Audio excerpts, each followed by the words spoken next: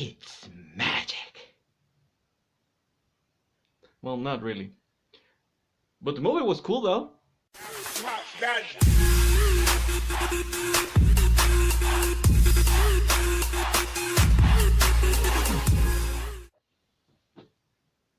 Doctor Strange. So Doctor Strange is the latest installment in the MCU. Yeah, the Marvel Cinematic Universe. Yeah. Now, is it the best movie so far by Marvel? No, but my expectations were high. In fact, a lot of people's expectations were high. So did the movie disappoint? Let's talk about it. Doctor Strange stars Benedict Cumberbatch as Dr. Stephen Strange, a neurosurgeon who has a terrible accident and, goes all shaky and starts doing the Guns N' Roses Axl Rose thing in the video. And, he's pretty much losing his life. His whole life is about his status, who he is. He's one cocky son of a gun, I can tell you that. And he just embodies the role. He plays it so well. You have a sense that when he's being the doctor, that confidence of being the doctor. And he knows that he's better than everybody else. In fact, he can be very condescending with people around him, which makes him kind of a douche, but still you buy it. There's something about him. He's very charismatic. And then when the conflict starts and he starts becoming Doctor Strange, you can buy that, he's this self-made man. He became the best doctor because he worked hard at it. He never cut any corners. So now he has the same mental approach, the same mental toughness to say, all right, I'm going to do this. So after the accident and he doesn't know what to do with his life, and after all these terrible surgeries that he's going, he has the terrible scars, he finds this guy who tells him a little bit about a secret, like, yeah, I had a terrible accident, my spine was all messed up, but I got healed. And so he seeks this man, and it's like, how do you do it? How do you heal? And he tells him a little secret, which, by the way, I thought, you're just way too easily doing this, even though it is established that at some point this patient wanted to meet with Doctor Strange, and he just like brushed him off, and he never wanted to see him because his case was not worth it. And then he's like, all right, I'll let you know, it's magic. So he tells him about this place way out there in Kathmandu, and he goes and he finds these monks, and he starts studying magic, and he becomes very, very powerful, and we have our story. Now, when it comes to the visuals, dude, this movie is great. In fact, a lot of people are comparing some scenes to it, to Inception, because they have the whole buildings collapsing and everything, and it just looks so cool. And when the fights are taking place, it's not your classic superhero fight with superpowers and or technology or anything. It's just magic, and it's like, how can these guys use their magic, their imagination, to get out of a jam when they have to fight? And it's just really, really visually appealing. It's super, super great. The effects are really, really awesome, and it is a visual spectacle. In fact, I'm not a fan of 3D. And I didn't see it in 3D, but I can imagine in 3D looks even better. I don't usually recommend 3D, but if you have a chance to go check it out in 3D, and then leave a comment and tell me, oh yeah, it made a whole difference. The reason I didn't see it in 3D is because, first of all, I don't like 3D, but I went to a special screening, so I didn't have to pay. So I was like, all right, I'll just go. And it was just really, really fun. Also, the dynamic between him and Rachel McAdams as Christine, the female character, is usually the love angle to it, the subplot, the love story. And this really wasn't a love story. He was there kind of like his emotional anchor when he was just getting too cocky or too out of place. She was the one that was like, you're not that hot. I don't fall for it. Come back. Brought him back to reality, and that dynamic was played very, very well. And everybody, like, usually the bad guy in the Marvel movies is the worst part of the movie.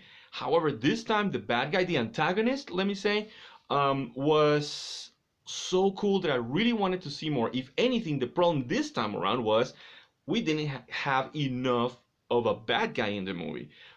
Because I did believe him. His motivations were very clear, and you could see why he was the antagonist. So kudos on that, Marvel. Do more of that. take notes from your own movie. You're moving in the right direction.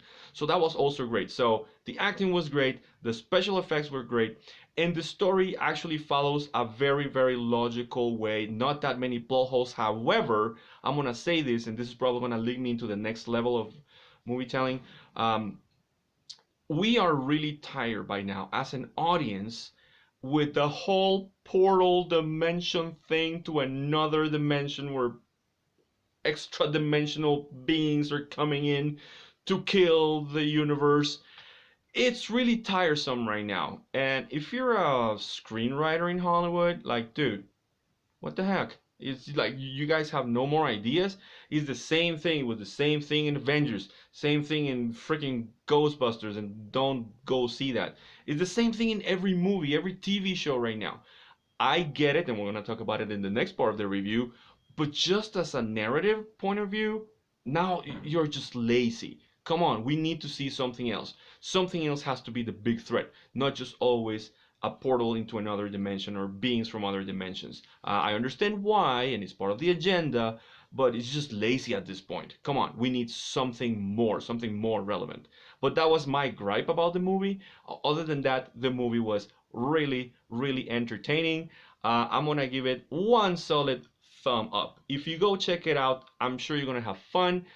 Visually, it's great. Cumberbatch is great again. He's usually great in anything he does. And but everybody else around him, including the antagonist, the monks, the other people that were, the supporting cast to this thing, everybody did a phenomenal job, and the movie is really, really entertaining. Now, when it comes to the third level, the one that we usually want to get into at this point over here, it's that's where the movie just again falls flat on its face. Why? Well, because again, what is the agenda? The same freaking Gnostic thing where Lucifer is the good guy, God is the bad guy, and they just play it opposites. There's even a scene that I really didn't like because, first of all, when the antagonist is saying, his motivations, and he's talking about how time is relative, well, he's being right because in human years, our life is so relative as compared to eternity.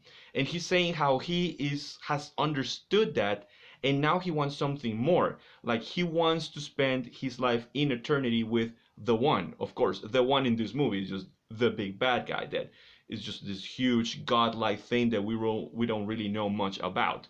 Um, but for us Christians, the one is God, and our ultimate goal is to spend eternity with Him. So in the end, when Doctor Strange is using his magic, which in the end is just sorcery, it's witchcraft. It doesn't matter how attractive you put it out there or how innocent. In the end, is witchcraft. The whole movie is filled with, transcendent meditation. There's even a scene where Doctor Strange is with the Ancient One. He gets his powers from the Ancient One. Who's the Ancient One? The ancient serpent, Satan. He's getting his powers from Satan.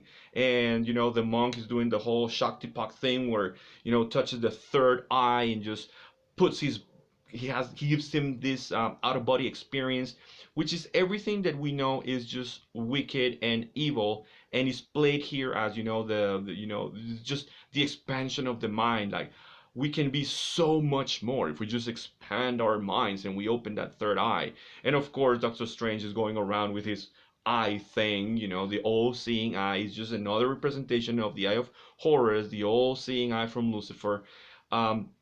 So when they're defeating the antagonist and he goes and is destroyed and is becoming one with the one, even Doctor Strange says, well, you got what you wanted.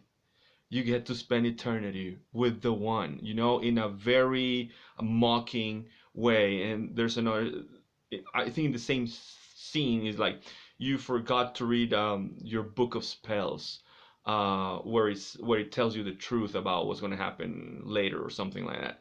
Of course, making fun of the Bible, because these people, they say, the Bible is just a book for fools. It's just full of crazy stories. Only stupid people follow this thing, and that's what they're saying. They're mocking the Bible, they're mocking God, they're mocking Christianity and anyone who wants to do this. And of course, it's always played as the opposite. As I said, very, very Gnostic.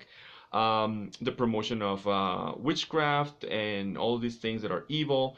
And of course, I work at a school, and the next day I go in, like all the kids, because they went. It was a school activity. They took us with the school to see this movie. That's when I said a special premiere because I didn't have to pay. I just went there to see the movie with the kids. The next day, the kids are, oh, enchantments and this and that. And I even saw a kid, he bought the little eye thing necklace. So of course, what is this doing? Again, just brainwashing. Think that this is innocent, that this is just innocent entertainment, but in the end, it's very, very evil, very, very wicked, and of course, it gets 2 thumbs down.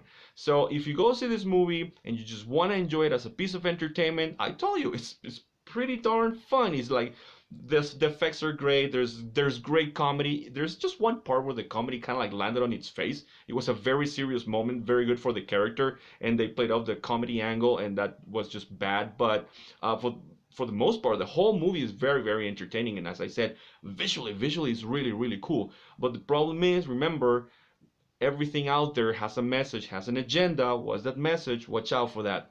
So just one final thing, a little shout out to my friend Jose Urrutia, who gave me this little cool comic for my birthday. My birthday was a couple of weeks ago, and he was like, "Hey, I want to give you this." So thanks, man. You're awesome. Thanks for that. And till next time, you guys, I'll see you at the movies.